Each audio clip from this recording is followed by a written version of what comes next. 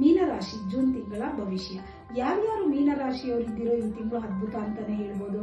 ಒಳ್ಳೆಯ ಅವಕಾಶಗಳು ಬರುತ್ತೆ, ಒಳ್ಳೊಳ್ಳೆ ಅವಕಾಶಗಳು ನಿಮ್ಮನ್ನು ಹುಡ್ಕೊಂಡು ಬರುತ್ತೆ.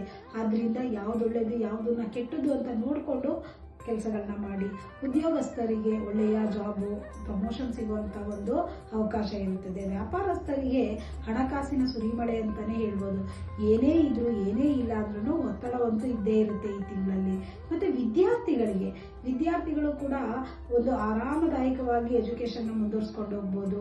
ಆರೋಗ್ಯದಲ್ಲಿ ಲಾಭ ಇದೆ, ಹಣಕಾಸಿನಲ್ಲಿ ಲಾಭ ಇದೆ. ಒಟ್ಟಾರೆಯಾಗಿ ಮೀನರಾಶಿಯವರಿಗೆ ಎಲ್ಲ ರೀತಿಯಲ್ಲೂ ಈ ತಿಂಗಳು ಲಾಭ ಇದ್ದೇ ಇರುತ್ತೆ.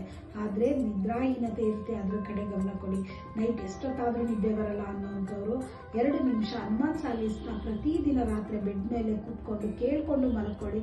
ಅದ್ಭುತವಾದ ನಿದ್ರೆ ಬಂದೇ ಬರುತ್ತದೆ.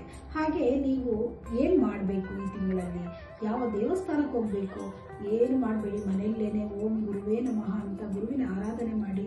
ಅದ್ಭುತವಾದ ರಿಸಲ್ಟ್ ಸಿಕ್ಕೇ ಸಿಗುತ್ತದೆ. ಧನ್ಯವಾದಗಳು.